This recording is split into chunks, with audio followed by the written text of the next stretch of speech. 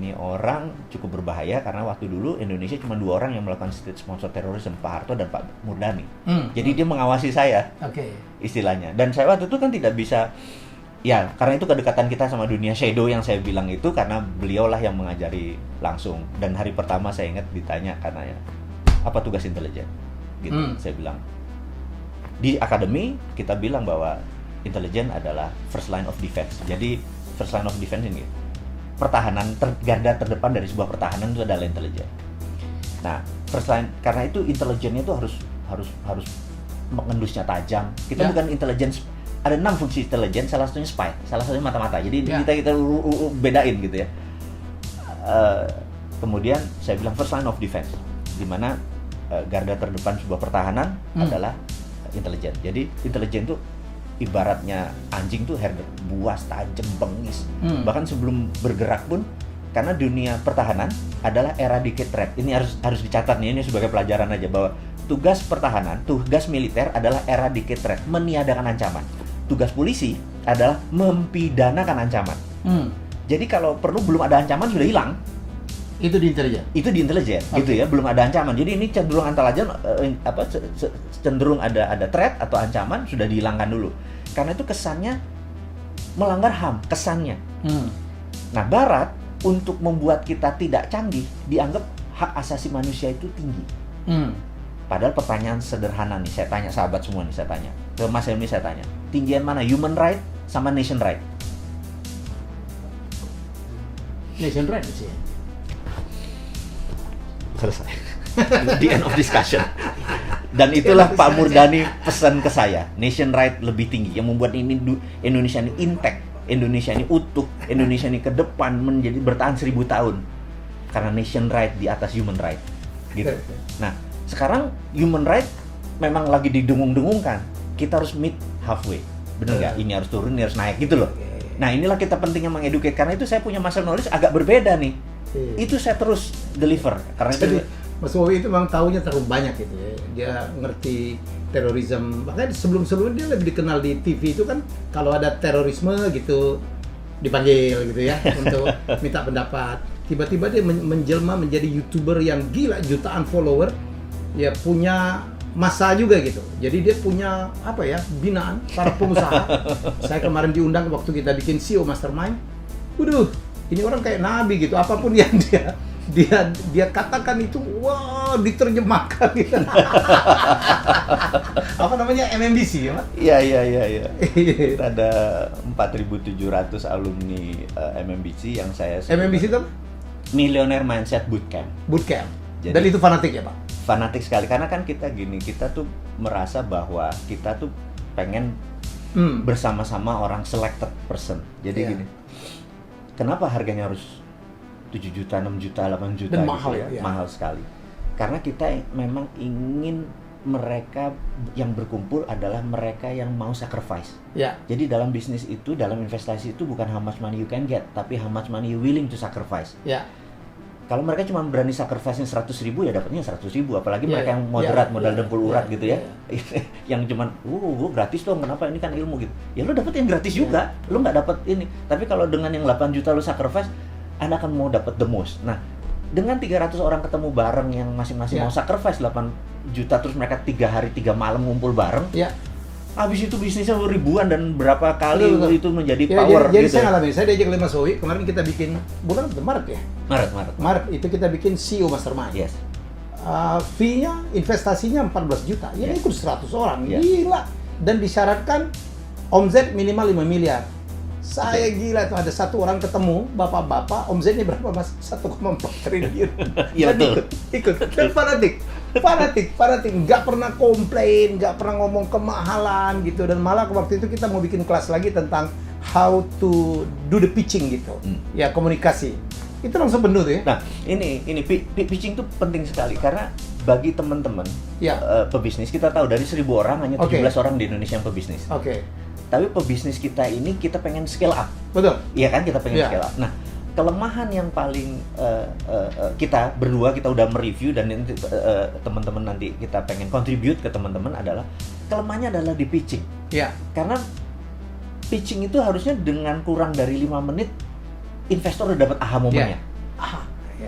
gitu kan. Atau bahkan kalau lebih powerful lagi 3 menit. Udah cuma 3 menit dapat dapat wow. Terus itu gue mau. Iya, gue mau. Wow itu gue mau. Nah, kita ini pengen saya merasa mengusulkan, dan Mas Helmi juga mengusulkan kita gini. Jadi teman-teman, kita akan membuat pitch deck ini menjadi serial workshop. Jadi mungkin ada YouTube-nya, mungkin ada kelasnya, gitu ya. Penting sekali karena 3 minutes itu can change your life. Nah, itu yang kita mau ini. Jadi setuju nggak, gimana nih? Oh iya. Jadi ini yang sedang saya siapin dengan Mas Wowi. Saya tahu banyak sekali ide berkeliaran di luar sana gitu. Tapi kan butuh bantuan modal, butuh angel investor gitu. Mencari investor itu sulit loh. Minta waktunya sulit. Nah, kadang-kadang kita kan ada sebuah kebetulan, ketemu di tempat parkir, di kawinan, di lift gitu. Oh, ketemu nih investor, ketemu Gita Wirawan, ketemu Sandi Uno, ketemu Pak Dahlan Iskan, and so on gitu. Mereka cuma punya 3 menit, Pak, gue punya gini-gini, mau nggak Pak? Saya butuh gini-gini, in 3 minutes, gue mau. Itu yang kita latih ya Pak. Itu gini, karena, ini yang menarik gini. Banyak pelatihan di luar sana yang melatih bukan walk the talk. Walk the talk itu adalah orang yang mengerjakan apa yang dikatakan. Ini yang sudah melakukan. Nah, banyak sekali teman-teman nggak salah, mereka mengajarkan, dapat pelajaran, tapi waktu diaplikasikannya agak kurang membumi. Karena ya yang mengajarkannya berilmu, tapi bukan berpengalaman. Nah, kita tuh ingin teman-teman nanti kalau join adalah yang mengajarkan adalah berilmu dan berpengalaman. Apa yang kita datengin benar-benar tadi seperti Pak Gita Wirjawan yang kita datengin, Mas Irwan Musri, kalau benar-benar orang yang benar-benar do the talk gitu ya. Sandi Uno gitu. Ini yang kita pikir mereka jadi saya tuh kalau invest semua yang kayak gini. Sisi lain. Jadi beliau ini coach juga gitu. Ya kan. Waduh, pengikutnya luar biasa dan dirawat sama beliau gitu. Wah, sabdanya beliau itu dibahas gitu. Ini kata coach kita gitu. itu di other side, dan saya nggak pengen sebenarnya. Mas Wowi itu banyak banget. Dia punya rumah yatim ya Pak ya? Ya. Rumah yatim. Jadi membantu berapa anak yatim? Jadi saya tuh berhutang sebenarnya sama kehidupan ini, berhutang banyak. Jadi saya tuh nenek saya dari ibu saya dan nenek saya dari bapak saya, dua-duanya udah 70 tahun belum pernah berhaji.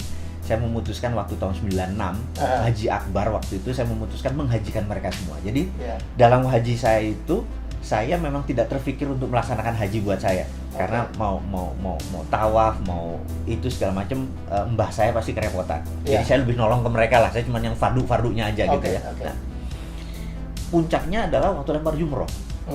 Bayangin, dulu Mina masih 1 loh, sekarang 2 aja masih ada yang korban gitu ya, masih 1. Jadi bayangin ini tahun 25 tahun yang lalu. Nah, di momen itu mbah saya waktu mau berangkat, dia bilang, "Le," manggil saya Tole, "Le, belum mbah," gitu, udah sekitar 2 gitu.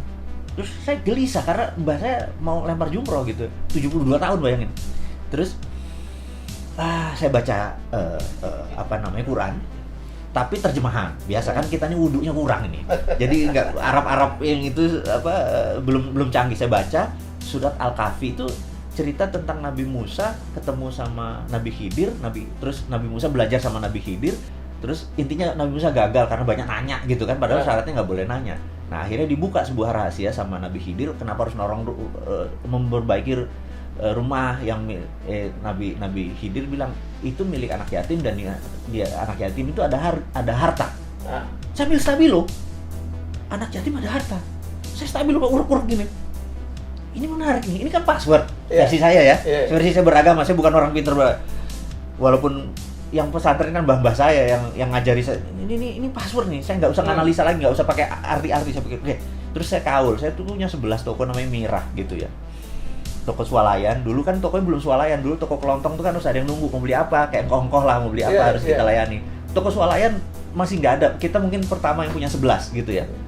Nah, saya niat, dalam hati saya bilang sama, kan adik saya yang ngelola, saya bilang pulang 1 saya mau jadiin rumah yatim deh, gitu, karena di rumah yatim ada harta, dengan miara anak yatim saya jadi tajir nih, itu di kepala saya ini trending sama Tuhan, nih saya jahat nih gitu ya.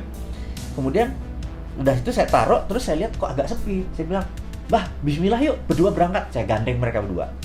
Terus, apa yang terjadi? Ini true story, sampai merinding saya.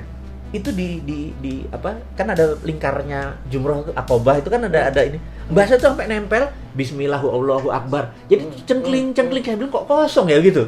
Udah pulang lagi, terus teman-teman jamaah yang lain, loh udah jumroh sudah Mbah bisa kosong kok kata Mbah gitu. Mereka kesana balik lagi, mana penuh. Saya bilang ngerti nggak something. Nah saya bilang wah, gua harus komit nih sama ini. Pulang satunya saya jadiin rumah yatim. Namanya Yayasan Husnul Khotimah awalnya. Terus karena saya nggak ngerti manajemennya, ada sahabat saya dari pesantren Hidayatullah itu yang memanage ini software-nya, ini hardware-nya nih. Nah bertahun ternyata kita sering kelebihan, jadi kelebihan beras, kelebihan anaknya cuma 47, dapatnya 3 ton gitu. Akhirnya kita ngasih ke Cilember, Cilodong, ngasih ke pesantren-pesantren yang lain. Sekarang ini sudah 90 pesantren yang anak-anak kalau 100-an atau 50-an sekitar 6.000 ya. Karena nyumbangnya ke kita ubah akhirnya menjadi Rumah Yatim Indonesia. Nah, sumbangan ke sini. Yang jadi masalah kita bukan seperti Basnas, seperti rumah zakat yang uangnya dikumpulin. Kita dapat 1 miliar bulan itu habis, dapat 2 miliar bulan itu habis karena kita nggak pernah saving. Emang untuk distribute, bukan untuk ngambil terus ambil turunannya. Itu bukan kita banget. Jadi cara ngelolanya ya versi kita, versi Sontoloyo lah. Itu jadi kita punya. Nah, alhamdulillah saat ini baru berapa 6 ribuan kira-kira. 6 ribu rakyat ya. Nah, tapi kita cuma manajemen dan memberi tiap bulan sih antara 3 sampai 5 miliar sumbangan orang. Nah, yang jadi masalah kalau kurang kita nelpon kita ya, karena itu kita suka mohon maaf sekali lagi. Ini mungkin ada confession ya, pengakuan dosa kepada teman-teman semua. Kenapa saya punya holding di Singapura? Karena di Singapura kalau di Indonesia kan kalau Mas Helmi untung 10 miliar, 25% diambil untuk pajak. Ya. Benar nggak? Kalau di Singapura cuma 11. Jadi terkadang saya akuisisi dari sini, jadi ada selisih 7% buat Rumah Yatim Indonesia. Dari ngerti ya maksudnya? Ya. Jadi saya sebenarnya transfer pricing, sebenarnya saya nakal, tapi itu bagian saya gini, saya merasa kalau duitnya 10 miliar 25% diambil kan 2,5 miliar. Buat Gayus kepala gue nyut-nyutan gitu loh. Buat Gayus 1 M aja deh gitu ya buat yang ini gue ambil cara lain. Jadi saya begini, ini confession, saya bilang bener kata Mas Helmi, kalau nggak dipanggil Mas Helmi, saya nggak akan pernah terbuka, saya tetap misterius, saya tetap di belakang, saya tetap orangnya shadow, bener nggak? Di sini saya bukanya sekalian confession bahwa kalau short balance-nya, anak-anak bilang, Pak, bulan ini agak kurang, oke, gue harus ngambil dari yang sisi yang sini. Dan nggak semua pajak itu Gayus loh, iya makanya, itu a joke gitu ya, ini a joke gitu. Don't take this serious gitu. Tapi saya confessionnya benar. Jadi kadang-kadang kenapa saya punya holding di Singapura, karena pendapatan saya di sana lebih kecil. Jadi kenapa orang buat, ada banyak, bukan saya doang loh. Mas Andi juga paling ada juga gitu ya. Kita nanti kita tanya, kita cek. Why dia punya Panama Paper, why punya kayak gini. Hanya karena selisih. Tapi kalau selisihnya dari 100 miliar kan kroso, Bos. Gitu loh. Lalu seberapa Indonesia Anda, Pak? Menarik pertanyaannya. Seberapa Indonesia? Saya ini berhutang banyak karena 6 tahun saya kuliah kan dibayarin negara. Nah, jadi saya berhutang banyak sama negara ini. Jadi kalau negara minta, misalnya kayak peristiwa 98, 99, Malino, Tentena, tapi di almarhum sahabat saya yang Jose Rizal dari Mercy. Kemudian begitu negara minta saya di peristiwa Sampit, mendamaikan antara Madura dengan Dayak. Waktu itu adalah konflik horizontal pertama di Indonesia. Negara saking nggak ngerti pakai sebuah yayasan, minta ke PBB menunjuk yayasan ini, dan yayasan ini pun nggak ngerti, juga meminta saya untuk mendamaikan 100 Dayak, 100 Madura. Kita menggunakan teknik ini, dan sampai sekarang saya kalau ke Sampit udah kayak keluarga gitu ya. Kalau ke Ambon juga sama gitu.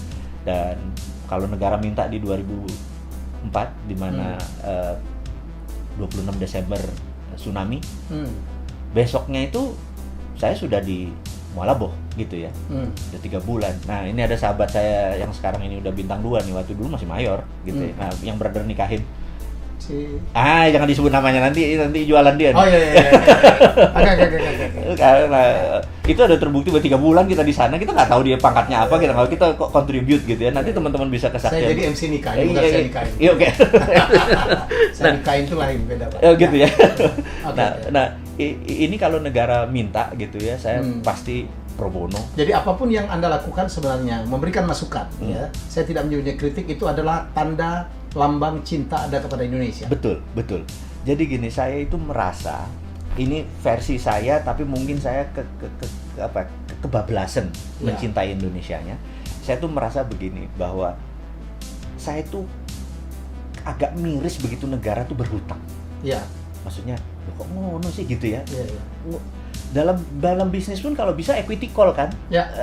Jangan ada equity gitu dulu dong, jangan debt langsung. Jangan debt gitu loh. Ya. Nah, equity itu artinya kan pakai aset. Nah, saya itu merasa Indonesia itu punya namanya sovereign wealth, kekayaan sovereign. Ya. Sovereign wealth. Nah, Aramco itu menginspirasi saya. Aramco Saudi itu menginspirasi saya. Jadi gini, Saudi tahu bahwa cadangan gas dan minyak dia cuma ada 40 tahun ke depan.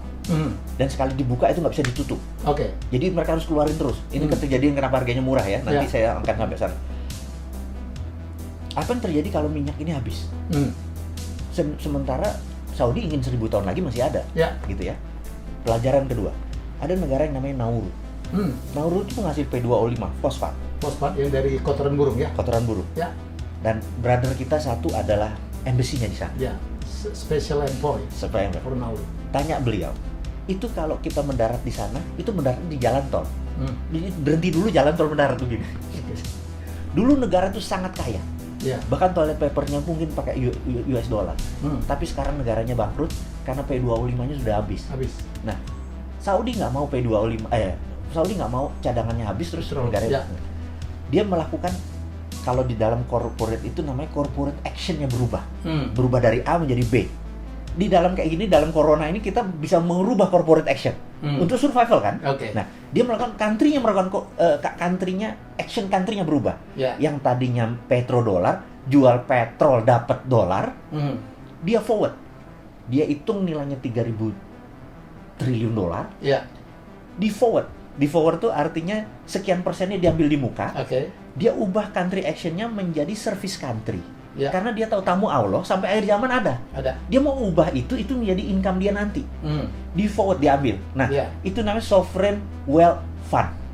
Nah, Indonesia itu kalau di audit ya, pasal 33 nih, teman saya Stephanie Kelton bilang your country is very smart. Karena bukan hanya punya SDM sumber daya alam. Not very smart. Enggak, smartnya karena pasal 33. Tapi tidak diaplikasikan ya. Nah, jadi balik lagi. Nah, kalau kita dengan nikel ya, kita audit. Anggap nikel punya 1000 billion. Koper 1000 billion. Tantalum 1000 billion. Uranium di audit gitu. Nah, kita forward ambil di muka. Ini jadi milik anggap Singapura, ambil di muka. Ini kita ubah menjadi sebuah grand plan kita. Apa? Kita menjadi negara industri kah? Negara food security, karena yang saat ini semua orang kita harus punya world domination. Kita harus ada yang kita dominasi. Amerika dengan military dominasi, Cina dengan economy domination, Korea dengan heavy industry dan kosmetik ini, terus semua harus ada dominationnya. Nah, kita harus punya. Misalnya kita mendominasi mineral dan batu bara. Karena apa? Indonesia tuh dikaruniai suatu hal gini. Kalau brother punya bola dari plastik, diputer, terus dalamnya kasih glitter, maka glitter itu akan nempel di tengah. Nah, mineral itu sama, miliar di ekuator itu memang hukum alamnya. Kalau dulu kita SMA, kita harus ngafalin tabel periodik. Kita hari libur nanti kita rebus kubis Prancis gitu kan, HE, LE gitu kan. Besok minggu cari Sri Bagena. Saya nggak tahu teman-teman masih ingat nggak pelajaran fisika itu, kimia itu. Nah, ini semua ada, mulai dari yang berat, yang ringan, yang rare earth, yang segala macam ada. Nah, itu di audit. Itulah menjadi power kita untuk printing money. Kan kesel kita kalau, bos, lo tahu nggak ini peluang?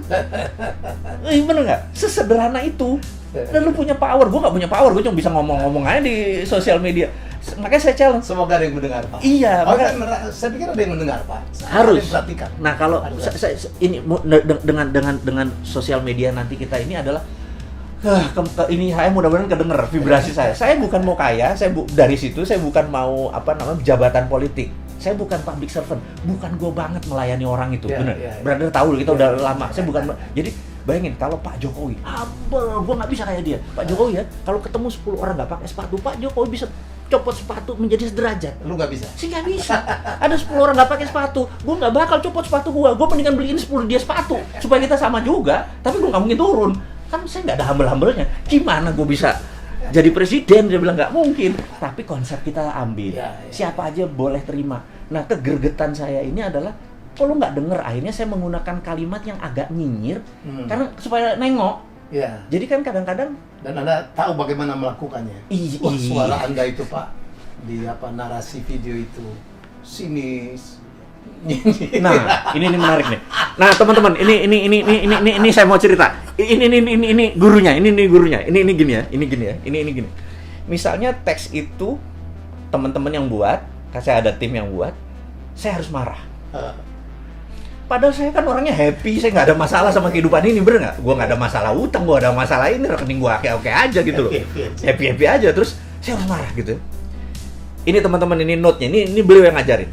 Jadi saya di depan kaca, saya ingat kata-katanya Mas Helmi, Mas Wowi, Mr. Bean itu sebelum syuting itu 30 sampai 60 kali di depan kaca dia action sampai dia ketawa, dia baru take, baru ambil. Oke, saya bilang gila, gua berdrama nih, saya bilang gitu. Jadi saya di depan kaca, saya emosi. Cara emosi tuh gini, kaki dinaik, diginin. Kayak orang frustrasi. 2-3 menit kemudian emosi, baru saya bacain. Makanya kesannya saya emosi. Gitu loh. Kesannya saya ada getar-getar marah gitu ya. Nah, jadi sebenarnya ada drama di belakang itu gitu. Abis itu, karena itu habis 2-3 rekaman, kepala saya suka pusing. Karena itu bukan gua banget gitu. Tapi demi message itu tercapai gitu loh. Dapat, Pak. Demi message. Itulah saya bilang. Dan ini ada satu lagi brother yang ngajarin sahabat kita, Pak Teddy Darmanto. Penting sekali. Jadi gini, apa bedanya acting, pura-pura menjadi sama menjadi? Nah, gitu. Jadi orang kalau mau dapat Oscar itu bukan pura-pura menjadi pegawai, tapi menjadi pegawai. Jadi ini beda nih. Karena itu kalau main sinetron dia pura-pura menjadi supir, pura-pura menjadi orang miskin. Nggak akan pernah dapat Oscar yang main di sinetron. Ini Pak Helmi, ini beliau yang ngasih tahu sama satu lagi Pak Teddy Darmanto. Tapi kalau mau dapat Oscar tuh lo harus menjadi lebur, harus lebur. Nah, jadi di Disneyland hari pertama kerja itu direksinya turun, HRD direktur HRD bilang you are king, you are queen ke cewek. Tapi selama 8 jam you are still pelayan. Lo janitor gitu ya. Lo menjadi janitor. Begitu dia benar-benar dia tidak acting, dia benar-benar full heart karena itu tipsnya gede-gede semua. Benar nggak? Tapi begitu selesai jam kerja, you are king again gitu loh. Nah, itu dapat karena itu Disneyland is the most happiest place on earth. Benar nggak? Nah, saya pengen gini. Ini kalau gue jadi presiden nih, kayaknya Menteri Pendaya Aparatur Negaranya gue sekolahin ke Disneyland supaya Indonesia menjadi the most happiest country in the world gitu. Karena menjadi gitu Pak, selama 8 jam dia menjadi ini. Habis itu dia king, we are king, bener nggak? Gitu. Itu ya. Nah, ini adalah resep bagaimana suara tadi. Karena saya bukan pura-pura menjadi, saya menjadi lebur, menjadi orang yang ya gitulah gitu. Nah, ini gurunya. Aduh, ini 2 jam nggak kelar ini sebenarnya. Tapi jarang beliau bongkar-bongkaran gini. Karena banyak orang nggak tahu sisi lainnya. Mas Woy ada tahu bahwa dia betul-betul pengusaha. Gila, usaha apa aja gitu. Kita aja ada berapa kali ada usaha apa aja. Dan dia adalah seorang tipe dreamer juga gitu. Kreator, wah mimpinya luar biasa. Tapi dia punya sisi yang sangat luar biasa. Mulia, dia punya rumah yatim menyantuni 6.000 orang. Saya nggak tahu dapat sumbangan dari mana. Itu tetap jalan apapun yang terjadi. Dan dia tetap memberikan kontribusi dengan caranya gitu. Kalau biasa-biasa aja disampaikan mungkin nggak didengarin orang ya.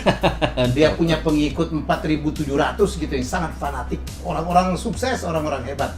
Ya orang-orang yang sangat positif. Dan saya alhamdulillah masuk ke dalam lingkungan ini. Dan kemudian, ini barangkali kita bahas berikutnya aja. Orang nggak banyak tahu. Orang kan ada yang ngomongnya bagus.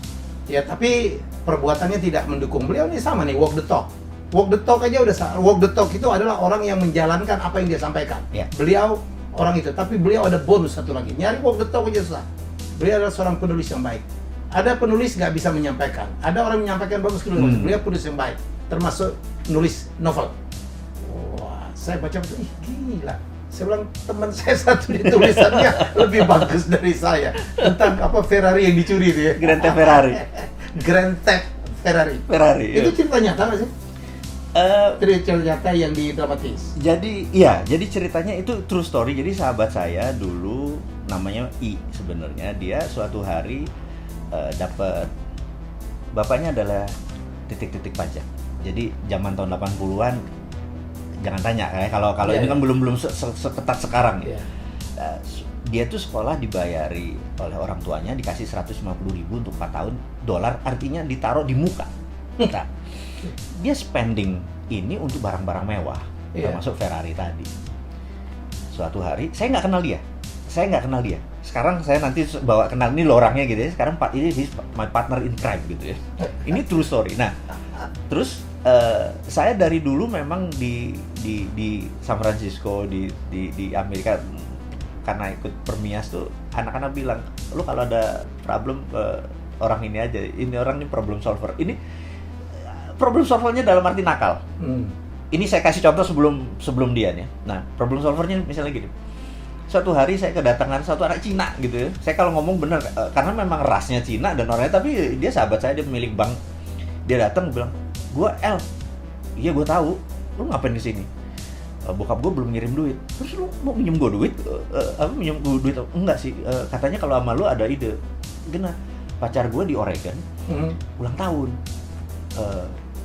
Gue nggak ada duit. Lu ada ide nggak? Itu mercy lu tuh. Iya, sini kuncinya. Mau diapain? Jadi saya colong peleknya, saya taruh mobilnya. Lo asuransi kan? Asuransi. Kemudian asuransi kan bayar, terus peleknya saya balikin lagi gitu ya. Jadi dia dapat $2,000 waktu itu, ngakali asuransi. Wah, thank you ya bro gitu. Itu kan bajingan sudah. Di Amerika kita punya ilmu kayak gitu. Tapi itu dark side. Sisi lain, the other flip of Mardigu, yang makanya saya bilang wudhu saya nggak pernah penuh gitu ya, dosanya banyak gitu ya. Terus, nah ini juga sama, jadi sudah dari mulut ke mulut kalau ada problem. Nah, tahu-tahu ada telepon saya dari Kansas ini, saya bilang, oh iya, gua nggak tahu siapa lu, saya bilang kayak, nggak, gua ada masalah, ya masalah lu jangan kasih ke gua bisa kasih lu $5,000, oke? Jadi kalau $5,000 we are talking, dia bilang gitu. Gini, nyokap gua sekarang di LA, 2 minggu lagi ke Kansas. Kalau dia ke Kansas tahu ini barang, dia ngamuk pasti. Terus, tolong bawa mobil ini, lu umpetin, kata dia kayak gitu. Dah, saya sedang, iya, gua kasih lu $5,000. Kansas SF, bro.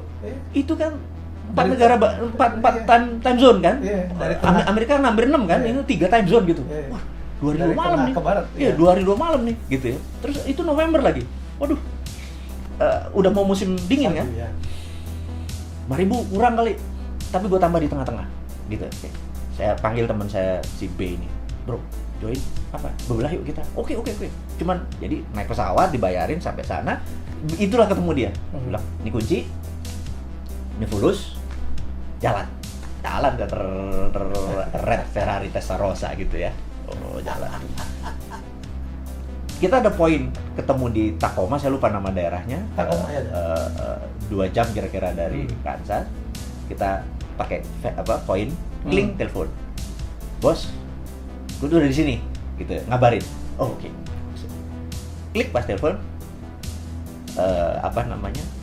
dia jawab, udah sampai sana, oke, you on your own. Maksud lo apa? 5 menit yang lalu gue laporin bahwa mobil gue kecolongan. Jadi gue mau ambil asuransinya buat nyokap gue, nanti tanya duitnya mana, bener nggak? So you're on your own. Hilang.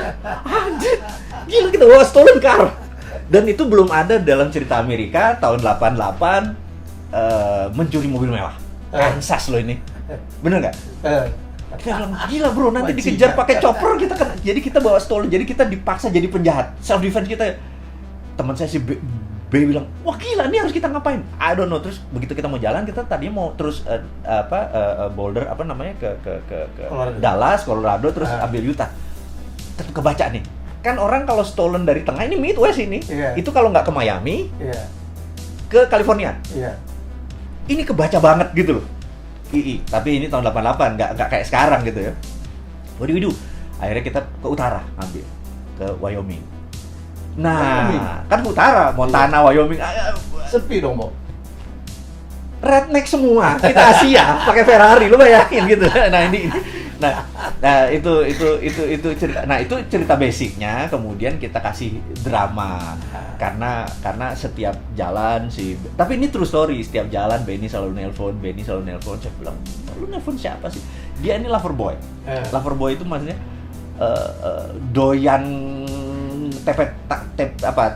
tebar pesona, TP gitu ya.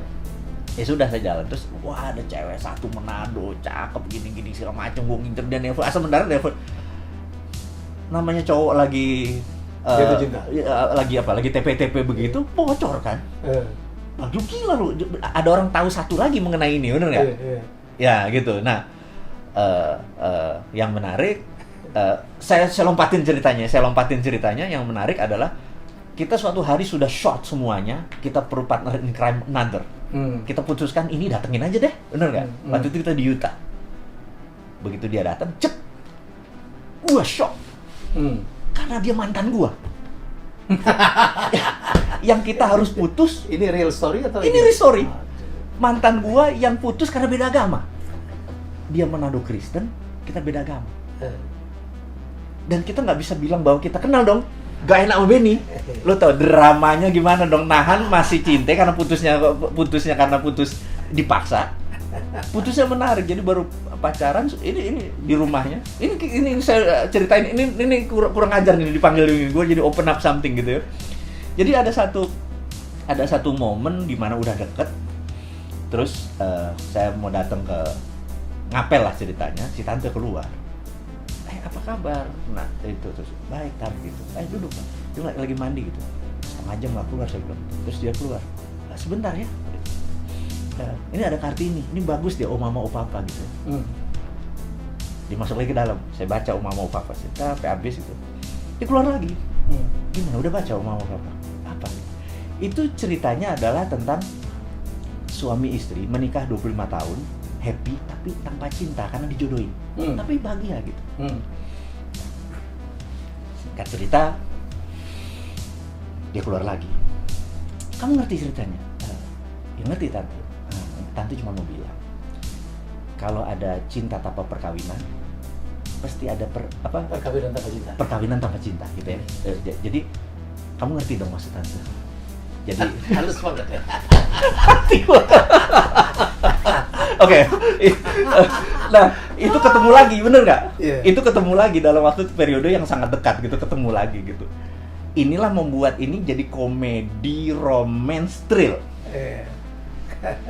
Jadi saya sebenarnya bukan creating, saya memorizing. Jadi beda nih. Tapi Bapak nulisnya keren banget, Pak. Saya kan penulis novel ya. Jadi, gayanya itu apa ya? Nakal gitu kan. Ya, jadi kayak dulu Bondan nulis juga aliran gitu. Iya. Tapi kadang-kadang kayak Nick Carter juga tuh. Kebablasan juga. Gitu. Jadi ini luar biasa. Jadi saya nggak pernah bertemu orang demikian lengkap.